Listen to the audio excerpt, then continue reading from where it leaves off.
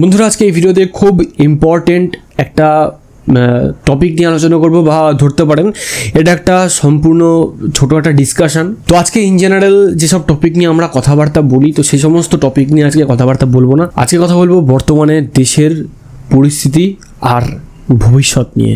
অনেকে মনে করতে পারেন বা অনেকে মজা করে বলতে পারেন আমি কি মানে অ্যাস্ট্রোলজার বা জ্যোতিষী কিনা যে দেশের ভবিষ্যৎ নিয়ে কথা বলবো। একদমই না। দেশের পরিস্থিতি এখন সম্পূর্ণ গরম, ঠিক আছে, আর গরম হওয়াটাই স্বাভাবিক। আপনারা বুঝতে পারছেন আমি কী নিয়ে কথা বলছি। আপনারা জানেন যে পেহেলগ্রামে যে অ্যাটাকটা হয়েছে, টেরোরিস্ট অ্যাটাকটা যেটা হয়েছে, তো 26 জনের, আমাদের দেশের 26 জনের সেখানে মৃত্যু হয়েছে। আর এই যে অ্যাটাকটা যেটা হয়েছে, তো এই অ্যাটাকটার মধ্যে দিয়ে যারা টেরোরিস্ট, তো তারা এইভাবে যে প্ল্যানিং করে যে অ্যাটাকটা, এটার মধ্যে দিয়ে কোনো দিন আমি শক্তিশালী, আমি ক্ষমতাবান, আমি করতে পারি, এই জিনিসগুলো বোঝানো যায় না। এই অ্যাটাকের মধ্যে দিয়ে বা এই যে স্ট্র্যাটেজিক্যাল অ্যাটাক, এটার মধ্যে দিয়ে এইটাই মানে প্রকাশ পায় যে কাপুরুষতা, ঠিক আছে। তো গোটা দেশের মানুষের একটাই কথা, আমারও সেম কথা, যে এটার একটা সলিড একটা জবাব দিতে হবে, ঠিক আছে, পাকিস্তানকে। তো অলরেডি কিন্তু এটা নিয়ে পরিস্থিতি একদমই কিন্তু প্রচণ্ডই গরম হয়ে আছে। সমস্ত নিউজ চ্যানেল, সমস্ত নিউজ পোর্টালে, সমস্ত জায়গায়, সমস্ত নিউজ পেপার আর্টিকেলে একই জিনিস। আর এটাই স্বাভাবিক, তার কারণ এই যে জিনিসটা যেটা হয়েছে, প্লাস এর মধ্যে রিলিজিয়ানের কনসেপ্ট বা রিলিজিয়ান টু রিলিজিয়ান যে বিদ্বেষ, সেটা যেভাবে মানে সামনে এসছে, এই জিনিসটাকে কোনো দিন কেউ সাপোর্ট করবেও না, কারোর সাপোর্ট করা উচিতও নয়। তো আমি আজকে এখানে কোনো কিছু অ্যানালিসিস করব না, আমি আজকে আপনাদের কয়েকটা জিনিস পয়েন্ট আউট করে দেবো। এখন দেশের যা পরিস্থিতি, সেন্ট্রাল গভর্নমেন্ট প্রত্যেকটা স্টেট গভর্নমেন্টের সিএমদেরকে অর্ডার দিচ্ছে স্ট্রিক্টলি, তোমাদের রাজ্যের মধ্যে যারা পাকিস্তানের রেসিডেন্টস আছে তাদেরকে ডিটেক্ট করো বা তাদেরকে ফাইন্ড আউট করে দেশে চলে যেতে বলো, ফার্স্ট কথা। তো এই রকম কিন্তু প্রচুর মানে অ্যাকশান অলরেডি নেওয়া হয়েছে এবং হবে। সিন্ধুর যে জল চুক্তি বা জল বন্টন যে চুক্তি যেটা পাকিস্তানের সাথে হয়েছিল, তো সেটা পোস্টপোন করা হয়েছে। সিন্ধুর জল অলরেডি বন্ধ করা হয়েছে, ঝিলামের জল ছাড়া হচ্ছে, ঠিক আছে। তাতে করে পাকিস্তানে একটা পার্টে জলের কষ্ট প্লাস আরেকটা পার্টে বন্যা পরিস্থিতি, ঠিক আছে। তো এইভাবে কিন্তু তাদেরকে বিভিন্নভাবে স্ট্র্যাটেজিক্যালি কিন্তু তাদেরকে রেস্ট্রিক্ট করা হচ্ছে পাকিস্তানকে। ব্যবসা বাণিজ্যের সাথে যে চুক্তি ছিল, তো সেটাও কিন্তু পোস্টপোন করা হয়েছে বা সেটাও বন্ধ করে দেওয়া হয়েছে। ভারত থেকে প্রচুর পরিমাণে কিন্তু মালপত্র পাকিস্তানে যেত, মানে বাই রোড, সেগুলোও কিন্তু প্রায় বন্ধ, ঠিক আছে, জল বন্ধ। তো এইবার গোটা দেশ একটা জিনিসই চাইছে, এটার একটা জবাব। আমিও তাই চাই, কারণ শুধুমাত্র এটা এই টেররিস্ট অ্যাটাক এটা একবার নয়, এরকম বিগত দিনে বারবার ইন্ডিয়ার উপরে টেররিস্ট অ্যাটাক হয়েছে, ঠিক আছে, আর বাজেভাবে টেররিস্ট অ্যাটাক হয়েছে। তো আমারও একটাই দাবি, তাদের চর্বি অনেক বেশি বেড়ে গেছে, তো তাদের চর্বি কমাতে হবে। তো এখান থেকে একটা সলিউশন কিন্তু বা একটা কথা প্রত্যেকটা মানুষের মধ্যে চলে আসছে যে যুদ্ধ করতে হবে। যুদ্ধই উপায়, যুদ্ধ করো, দেশকে গুড়িয়ে দাও, দেশকে উচিত শিক্ষা দাও, দেশকে জবাব দাও, এই সমস্ত অ্যাক্টিভিটি খতম করো। তো এখন আমি যে কথাগুলো বলবো, এই কথাগুলো আমি দেশ এবং দেশের মানুষের কথা ভেবেই কিন্তু বলছি। আমি চাই না যে যুদ্ধ না হোক, একদম না। আমি চাই তাদের যে উপযুক্ত যে জবাব, উপযুক্ত যে অ্যাকশান, সেটা কিন্তু ভারতকে নিতেই হবে, আর মাস্ট। তাদেরকে ছেড়ে দিলে চলবে না, উপযুক্ত জবাব নিতেই হবে।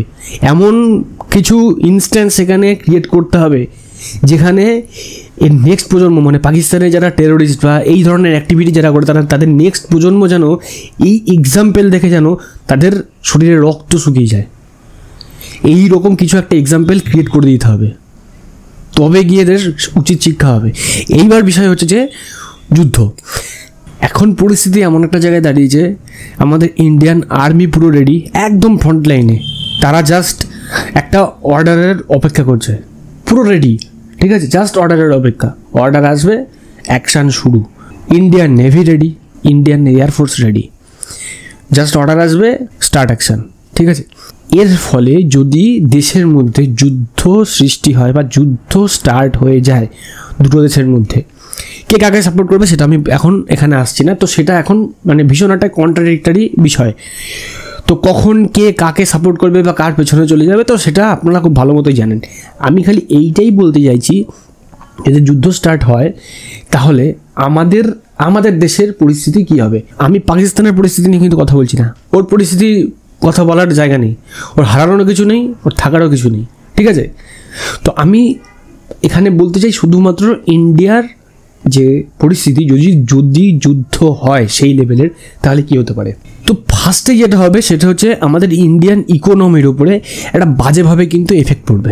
আমাদের হতে পারে ইন্ডিয়ান ইকোনমি অনেক বড়, ইন্ডিয়ান ইকোনমি স্টেবল, তো সেইখানে কিন্তু ইন্ডিয়ান ইকোনমি কিন্তু আনস্টেবল হয়ে যাবে।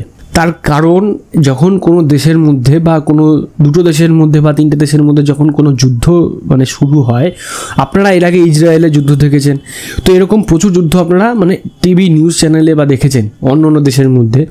তো সেইখানে কিন্তু পাওয়ার কিছু নেই, ঠিক আছে, সেইখানে পাওয়ার কিছু নেই। পাওয়া বলতে কি, সেখানে জিতলাম, শত্রু দেশকে ধ্বংস করলাম বা শত্রু দেশকে উচিত শিক্ষা দিলাম, এই জিনিসটা। কিন্তু দেশের জন্য যে পাওয়া সেটা কিছু নেই, তখন কিন্তু খালি কি হয়, দেশের লস হয় বা ক্ষতি হয়। তো সেখানে ইকোনমিক্যালি কিন্তু একটা এফেক্ট মানে বিপুলভাবে এফেক্ট পড়বে। দ্বিতীয়ত হচ্ছে যে এই যে যুদ্ধ যে চলছে, এই যুদ্ধটাকে তো চালিয়ে যেতে হবে।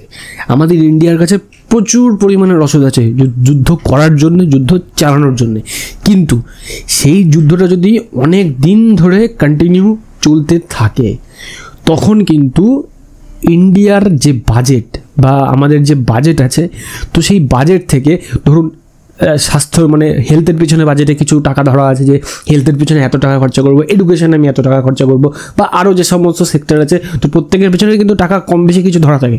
তখন কী হবে, সব কিছু নিয়েই কিন্তু এই প্রতিরক্ষার জন্য বা আমাদের যে যুদ্ধের যে রসদ এইগুলো কেনার জন্য বা এইগুলো সাপ্লাই কন্টিনিউ রাখার জন্যে সব কিছু বাজেট কিন্তু ওগুলোর মধ্যে চলে আসবে। তো সেইখানে কী হবে, এডুকেশান শেষ, সেইখানে হেলথ শেষ, তো এই করে করে কিন্তু মানে আমাদের দেশের ইকোনমি কিন্তু আস্তে আস্তে ডাউন হয়ে যাবে। থার্ড পয়েন্ট হচ্ছে দেশের মধ্যে ব্যবসা বাণিজ্য, ইম্পোর্ট এক্সপোর্ট টোটাল কিন্তু স্টপ হয়ে যাবে। ফোর্থ, আমাদের যে শেয়ার মার্কেট আছে বা বাইরে থেকে যারা ইনভেস্টার আছে, যারা বাইরে থেকে আমাদের দেশে বিনিয়োগ করে বা বিনিয়োগকারী যারা আছে, তারা টোটাল বিনিয়োগ বন্ধ করে দেবে বা শেয়ার মার্কেট টোটাল ক্র্যাশ করে যাবে। শেয়ার মার্কেটের ওপর কিন্তু আমাদের ইন্ডিয়ান ইকোনমি প্রচুর কিছু ডিপেন্ড করে।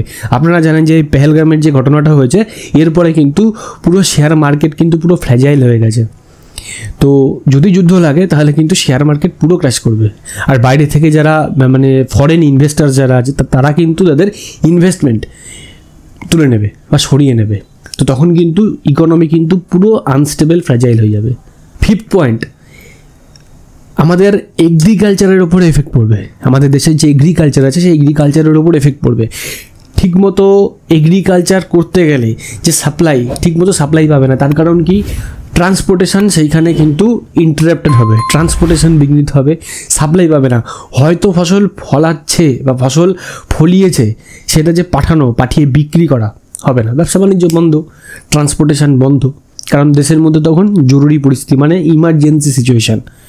এইবার আসছি হচ্ছে সেকেন্ড ভাইটাল পয়েন্ট, সেটা হচ্ছে কি আমাদের সমাজের উপরে কী কী এফেক্ট পড়বে, মানে সোসাইটির ওপরে এফেক্ট কী আছে। তো সোসাইটির উপরে ফার্স্ট এফেক্ট কী, সেটা হচ্ছে যে হিউম্যান লস বা লাইফ লস। তো যুদ্ধ হলে সাধারণত যেটা একদম এক্সপেক্টেড সেটা হচ্ছে যে সেনাবাহিনীর কিছু লোক মারা যাবে, আমাদের দেশের যারা সিভিলিয়ান আছে তারা কিছু মারা যাবে, ঠিক আছে। তো তারপরে কি হবে, তারপরে হচ্ছে যে যখন সেনাবাহিনী তো এরকম নয় যে আমাদের দেশে আনলিমিটেড সেনাবাহিনী, এরকম তো কনসেপ্ট নয়। সেনাবাহিনী সেটা হতে পারে এত হাজার এত লক্ষ, আনলিমিটেড তো না যে একদিক থেকে সেনাবাহিনী যদি কমেও যায় পরের দিক থেকে সেনাবাহিনী বেড়ে যাচ্ছে বা অটোমেটিক্যালি বেড়ে যাবে, মানে রিফিল হবে, এরকম তো নয় সিস্টেম। তো তখন কি হবে, তখন আমাদের দেশের মানে ইয়ং জেনারেশন যারা, তো তাদেরকে কিন্তু ইন্ডিয়ান আর্মিতে কিন্তু যুক্ত হতে হবে। ঠিক আছে, ইন্ডিয়ান আর্মিতে যুক্ত হলে পরে তারা একটা প্রিলিমিনারি ট্রেনিং নিয়ে তাদেরকে কিন্তু ফ্রন্টে কিন্তু নামতে হবে। সেকেন্ড যেটা, আমাদের দেশের মধ্যে বা আমাদের সমাজের মধ্যে একটা আনইজি সিচুয়েশান বা আনস্টেবিলিটি একটা ক্রিয়েট হবে, ঠিক আছে, বিভিন্ন ধর্মের মধ্যে হানাহানি, বিভিন্ন ধর্মের মধ্যে হিংসা, মারামারি, এই জিনিসগুলো কিন্তু ক্রিয়েট হয়ে যাবে। থার্ড, যেহেতু যুদ্ধ, তো দেশের মধ্যে কিন্তু সবসময় কোনো একটা রাজ্য বিশেষ না, দেশের মধ্যে কিন্তু সবসময় একটা ইমার্জেন্সি সিচুয়েশান কিন্তু জারি থাকবে বা কারফিউ জারি থাকবে। আপনার যে দৈনন্দিন যে জীবনযাত্রা, আপনি যেভাবে চলছেন, এখানে যাচ্ছেন, ওখানে যাচ্ছেন, এটা করছেন, সেটা করছেন, কিছুই করতে পারবেন না, সব কিছু সিঙ্গেল ওয়ার্ডে স্টপ, ঠিক আছে, ঘরে থাকতে হবে। ফোর্থ পয়েন্ট হচ্ছে কি, যেহেতু ব্যবসা বাণিজ্য স্টপ, ইকোনমি আস্তে আস্তে ডাউন হচ্ছে, খাবারের সাপ্লাই আস্তে আস্তে কমতে থাকবে, খাবারের সাপ্লাই কমতে থাকবে, দেশের মধ্যে করাপশান বেড়ে যাবে। যেহেতু ব্যবসা বাণিজ্য স্টপ, ইকোনমি ডাউন হয়ে গেছে, কোনো জায়গা থেকে কোনো সাপ্লাই আসছে না বা কোনো জায়গাতে সাপ্লাই পৌঁছচ্ছে না, তো সেইখানে কি হবে, কিছু এক শ্রেণীর মানুষ তারা আগে থেকে সিচুয়েশান বুঝে মানে কম টাকা দিয়ে বেশি পরিমাণ জিনিসপত্র কিনে, সেটা ফুড আইটেম হতে পারে, সেটা কোনো ইমার্জেন্সি আইটেম হতে পারে, ঠিক আছে, আমাদের যেগুলো মানে দৈনন্দিন আমরা নিত্য প্রয়োজনে ব্যবহার করি, সেই সমস্ত আইটেম নিয়ে তারা কী করবে, মানে এগুলো হচ্ছে বিজনেস মেন্টালিটি, তারা নিয়ে স্টক করে ফেলবে। যখনই কোনো ইমার্জেন্সি সিচুয়েশান ক্রিয়েট হয়ে যাবে আর দেশের পরিস্থিতি যখন আনস্টেবল হয়ে যাবে, তখন তারা কী করবে, 5 টাকার জিনিস 50 টাকায় বিক্রি করবে। তো এই ধরনের মানে সিচুয়েশানগুলো ক্রিয়েট হবে। প্লাস দেশের মধ্যে না তখন ক্রাইম বেড়ে যাবে, যেহেতু মানুষের ইনকাম সোর্স একদম প্রায় নেগলিজেবল হবে, ইনকাম করতে পারবে না, সমস্ত কিছু তো বন্ধ, অফিস আদালত সমস্ত কিছু বন্ধ, কোম্পানি সমস্ত কিছু বন্ধ। তো কোম্পানি যখন বন্ধ হয়ে যাবে, অফিস আদালত যখন বন্ধ হয়ে যাবে, বা বিশেষ করে প্রাইভেট যে কোম্পানিগুলো, বিজনেস বন্ধ হয়ে যাবে, তো তাদের কাছে যে ইনকাম আসবে কোথা থেকে? নিশ্চয়ই যে আমাদের যে প্রাইভেট কোম্পানিগুলো আছে আমাদের দেশে, নিশ্চয়ই মাসের পর মাস এমপ্লয়ীদের বসিয়ে খাওয়াবে না, এত এমপ্লয়ি। তো তাদেরকে কী করবে, তাদেরকে সেখান থেকে স্যালারি স্টপ করে দেবে, ঠিক আছে, তাদেরকে হায়ার করে দেবে। তো তখন কি হবে, তখন সমাজের মধ্যে না ক্রাইম বেড়ে যাবে, ক্রিমিনাল অ্যাক্টিভিটি শুরু হবে, ঠিক আছে, মানুষের বাড়িতে গিয়ে চুরি ডাকাতি করা বা এই ধরনের অ্যাক্টিভিটিগুলো শুরু হবে নিজের মানে প্রত্যেকটা মানুষের পার্সোনাল নিড মেটানোর জন্যে। তো টোটাল যে আমাদের যে সিস্টেমটা পুরোপুরি বিগড়ে যাবে। এরপরে যেটা মানে ভাইটাল পয়েন্ট আসবো, সেটা যদি কোনো নিউক্লিয়ার অ্যাটাক হয়, তার কারণ নিউক্লিয়ার সিস্টেম আমাদের ইন্ডিয়াতে যেমন আছে, পাকিস্তানেও কিন্তু রয়েছে। তো পাকিস্তান অ্যাটাক করার আগে এত কিছু চিন্তাভাবনা করবে না, ইন্ডিয়ার মধ্যে যেটুকুনি ইমোশন থাকে ওইসব দেশে এত ইমোশনের জায়গা নেই, ঠিক আছে। তো তখনও কিন্তু ইন্ডিয়া কী হবে, ইমোশন ছেড়ে দেবে, কারণ যখন যুদ্ধ হয় তখন কোনো ইমোশন কাজ করে না, তখন খালি অ্যাকশান কাজ করে। তো তখনই কী হবে, নিউক্লিয়ার অ্যাটাক হবে। তো নিউক্লিয়ার অ্যাটাক যখন হবে, বিপুল পরিমাণে মানে মানুষের ক্ষতি হবে, বিপুল পরিমাণে ঘর বাড়ি, বিপুল পরিমাণে জায়গা, মানুষ সব একসাথে কিন্তু ক্ষতি হয়ে যাবে।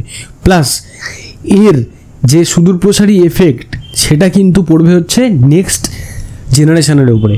নেক্সট জেনারেশানে যে সমস্ত মানে বাচ্চারা জন্ম নেবে, সেই সমস্ত বাচ্চারা কিন্তু নর্মাল মানে জন্ম নেবে না, তাদের মধ্যে কোনো না কোনো মানে অ্যাবনর্মালিটি বা কোনো না কোনো অ্যাবারেশন নিয়ে তারা জন্মাবে।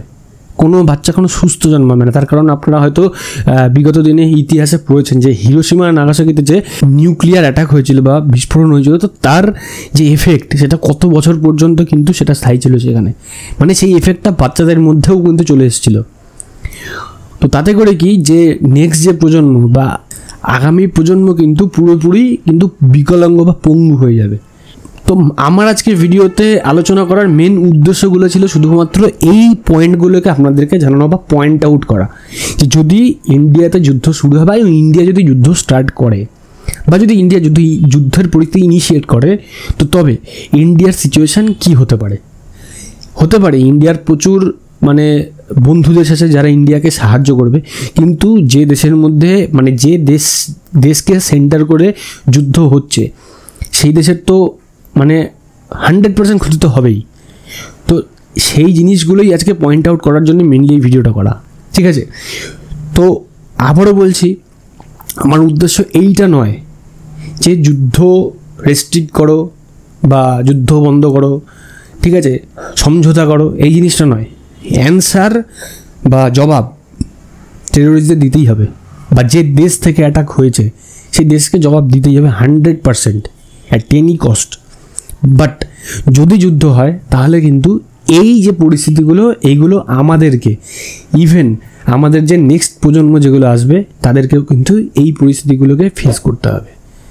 যুদ্ধ একবার হলে যে দেশের ইকোনমি শেষ হয়ে যায়, সে দেশের ইকোনমি আবার জিরো থেকে আপলিফ্ট হতে কিন্তু প্রচুর সময় লাগে, কারণ যুদ্ধ শেষ হয়ে যাওয়ার পরে সবই শেষ। ঠিক আছে, না থাকে টাকা পয়সা, না থাকে খাবার দাবার, না থাকে এডুকেশন, না থাকে হেলথ, না থাকে কিচ্ছু। আজকের এই ভিডিওর উদ্দেশ্যটাই ছিল জাস্ট আপনাদেরকে এই জিনিসগুলোকে পয়েন্ট আউট করা, যে কী এফেক্ট পড়তে পারে একটা দেশে যদি যুদ্ধ স্টার্ট হয়, তো সেই দেশের ওপরে কীভাবে, কোন অ্যাঙ্গেল থেকে কী এফেক্ট পড়তে পারে, কী কী এফেক্ট আসতে পারে। তো সেটাই আজকে আমি বলার চেষ্টা করেছি। তো আপনাদের যদি যে মতামত আছে অবশ্যই কিন্তু আপনারা মতামত কমেন্ট সেকশনে আপনারা কমেন্ট করে জানাতে পারেন। তো আজকের ভিডিওটা ভালো লাগলে অবশ্যই লাইক করবেন, ভিডিওটাকে শেয়ার করুন, আর এইরকম ভিডিও আপডেট পাওয়ার জন্য চ্যানেলটাকে যারা এখনও সাবস্ক্রাইব করেননি অবশ্যই চ্যানেলটাকে সাবস্ক্রাইব করে রাখবেন, আর অলরেডি যারা সাবস্ক্রাইব করেছেন তাদেরকে অসংখ্য ধন্যবাদ। ভিডিওটাকে শেষ পর্যন্ত দেখার জন্য সবাইকে ধন্যবাদ জানাই। ভালো থাকবেন, সুস্থ থাকবেন।